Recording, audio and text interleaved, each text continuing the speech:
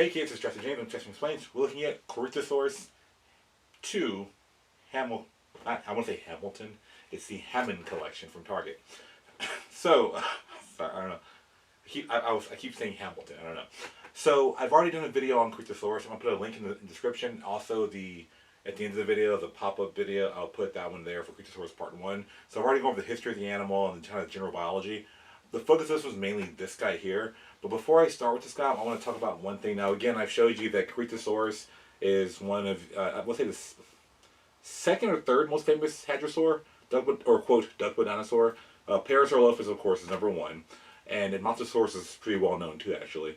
But I think as far as the crested ones, the Lambeosaurians go, Corythosaurus is like, no. So, how do I know this? They're in these little mini dino pack kits. That's how you tell. People kind of know this overall look. If you don't remember, Corythosaurus means helmet lizard, and this species name references this little bird here. I didn't have this when I did the first video, so new bird for thing. It's a cassowary, and so what's going on? It's a cassowary. I can't imagine why. I'll pick you. I can't imagine. This is the where are you? Let's see. This is the Collect A 2009 Corythosaurus. I can't imagine why these two. Why seeing this dinosaur in North America reminds you of the science of this bird from New Guinea. I can't imagine what. Now, so the idea is, of course, they both have hollow crests. The difference is, I know Corythosaurus, or we believe that Corythosaurus uses this crest for vocalizations, basically, like many of the hadrosaurs, different sounds and songs. And so, again, I wanted to show off my cassowary, so here it is. Appreciate it. Now, with the Hammond Collection, I've done Metriacanthosaurus, but I'm looking forward to this guy here. But one little thing to point out here is I did a review on this PNSO. You wonder why it's upside down. On this PNSO Corythosaurus, and that's why. So one thing to point out is that most of the PNSO hadrosaurs are either walking on all four kind of flat, or they're rearing up and they have little stands. This guy has this kind of unusual, it's like it's mid-gait kind of walking back and forth. I do like, again, the legs are so small and narrow, but people don't realize how skinny the lower arm and leg of dinosaurs, many hadrosaurs are. Dinosaurs in general, actually. And so, this guy, I think, I don't know what happened. I did the video, I linked to the description, and I put this toy in my Corythosaurus section, and it sat there for like months, and I took it down for this video, and this happened. So, two things are going on. Either one, there was no pressure on it. This room isn't, temperatures didn't change much. I don't know what's going on. If you have an idea of how to fix this, let me know. In general, I'm aware that for some cheaper models, you would put like maybe in hot water or something like that, and then reform it and put it in cold water, or let it cool off in the form you want. But I'm not sure. This is a very expensive hadrosaur, so I don't want to break it, of course. If you know what to do or how to do this, let me know, please, in the comment section. But of course, the focus of today's talk is our Hammond Collection Corythosaurus. So this animal, made famous in Jurassic Park. Well, it made Jurassic Park World, not Jurassic World, the Jurassic Park universe. In Part 3, when the raptors are chasing Dr. Grant and his intern, I can't remember, Billy, and then the Kirby family, and they run, well, with the parents, and they run into a field, and there's Parasaurolophus and Corythosaurus together, and they see them running, and they all take off. And that was beautiful. I hate that was such a short scene. Also, when they fly over the island, you can see them running around on the ground, like, little CGI repeat video. But either way it goes, it got the animal on the board, and so I'm happy to see this. So, in general, it's the 30th anniversary, so it's been 30 years since Jurassic Park 1. Hammond Collection, the box in the back, it shows that scene. I'm going to zoom in. Oh, there's a right there.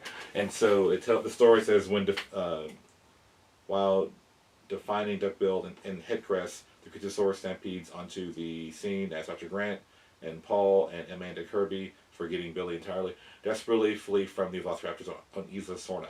So in theory, they're not on the original island of Isla Nublar in the Jurassic Park universe. They're on the second island, site B. And so enough of the setup. Here we have the official scissors of Jurassic James, and I will now unseat them. And let's see, it's like one piece of tape right here. And then we're done.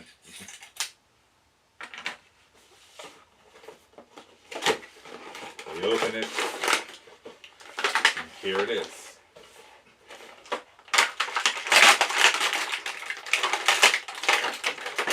Oh, interesting. There are little tabs holding them in place. I mean, who's going to steal something this big? Well, I guess people steal, right?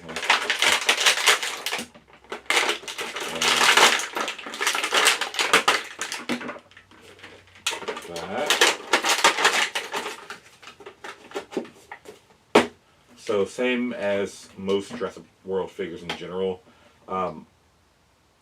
Tail. It's a little square there, a little tab on top. On this side, the square is there, tab to the, well, from where you're looking to this side, I guess my left or right, you will align this to.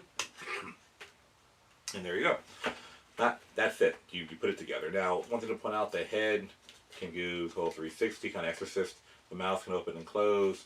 The only thing I have concern is the wrist. They have this like wrist kind of thing going on.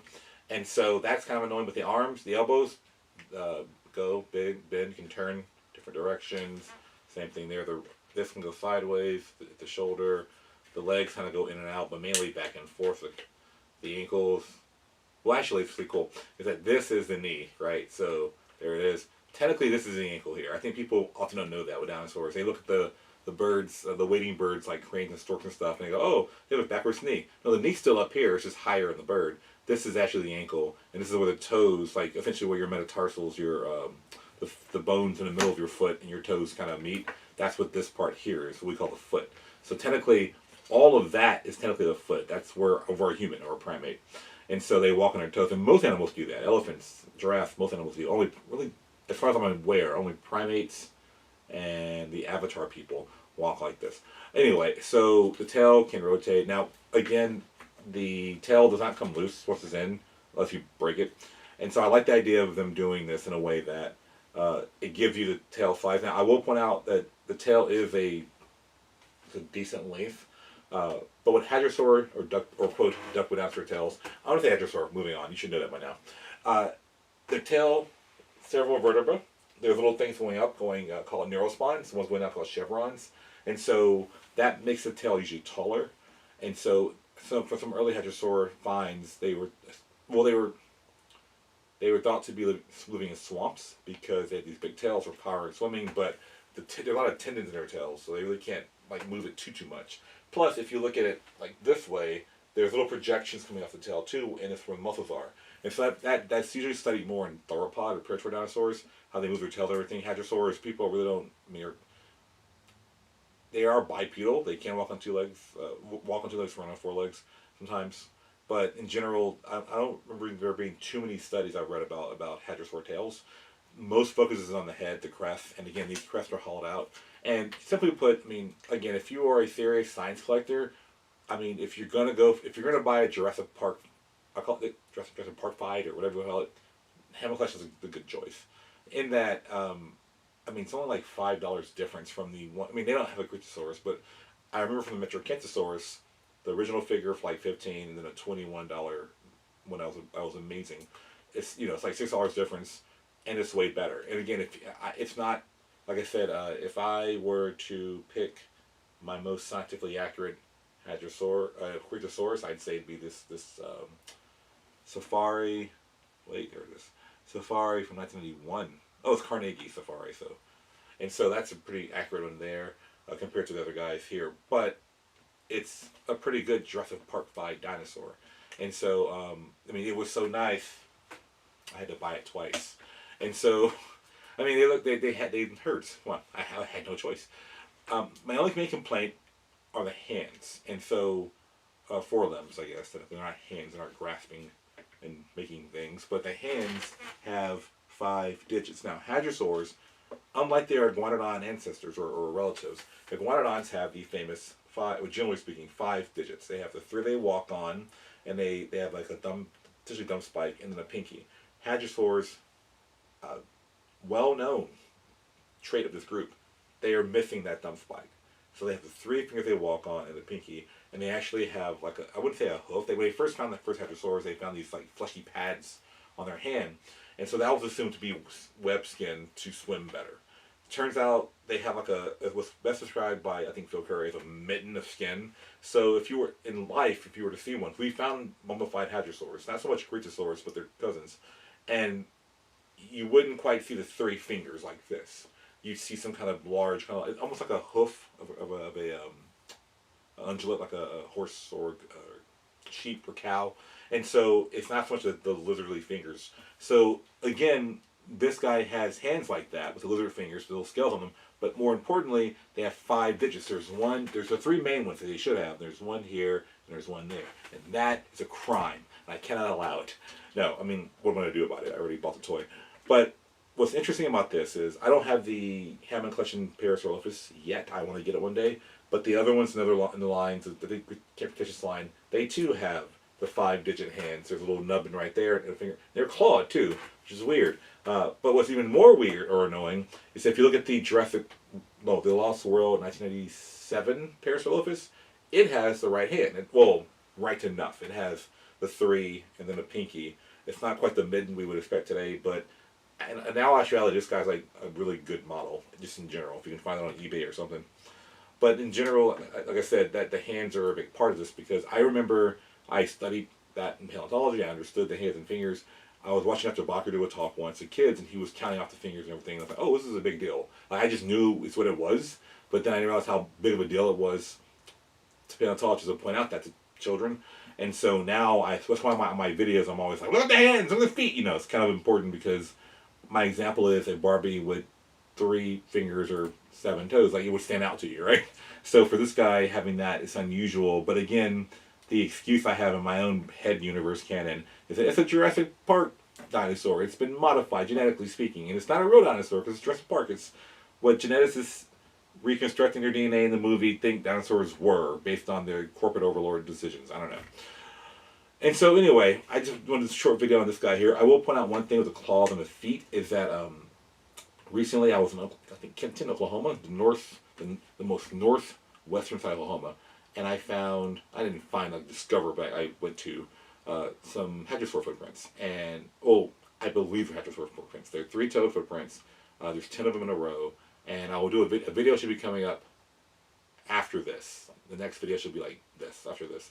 And so those aren't Parasaurolophus footprints by any means, or Corythosaurus, but they're walking, there's 10 footprints, and I was thinking about it, and there's 3 toes, and it appears to be either a theropod or a hadrosaur, and theropods have sharper toes. And I brought from my classroom and work my cast of a Lambeosaurus footprint toe claw. So, foot toe claw, sorry. And so the idea is that their claw, this is just the part on the inside, there's a teeth covering this, a sharper, longer, like a blunted thing. It's not like a hoof-like structure. Not same makeup, well, maybe keratin base. The point is, this is bone. There would be something covering that. So it gives you a general idea of the shape of that. And so the footprint I saw had a very similar wide, blunt toe at tip. These guys often have sharper ended toes, these hadrosaur toys. I mean, it's not the worst thing ever. It looks really neat. But like I said, it's something that it's kind of debate, like how the toes may look exactly. But overall, we do have this part on that. And they have 3 toes, so that's really good. They got that down. And like I said, the mouth opens, and you can get this sense of a crest here. And that, the crest goes into, I think beak. This keratin covering kind of bony core thing.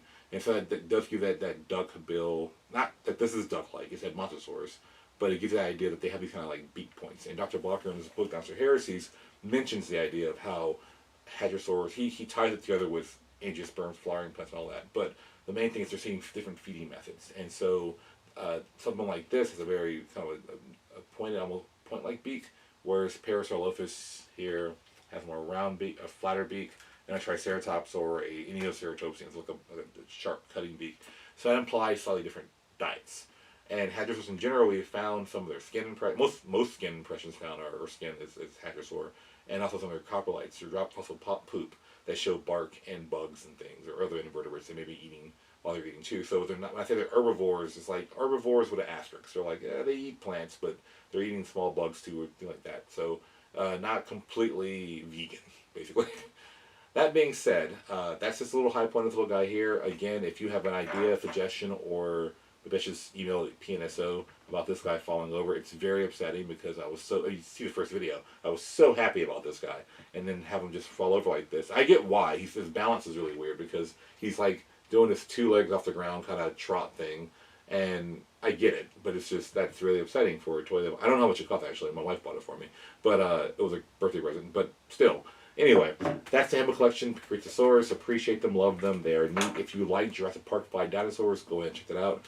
Next week's video, we're going to go over not only I can't triple say his name, Geosturbergia, which is either, and we'll discover that next week, which is either a different species of Pteranodon or its own genus. That's the video, basically, and the parts. And I haven't done Pteranodons in a while, and that's a big deal. Anyway, thank you very much. Like, subscribe, share, all those things. Your comments mean a lot to me. I really appreciate them. Thank you very much. I'll see you next week.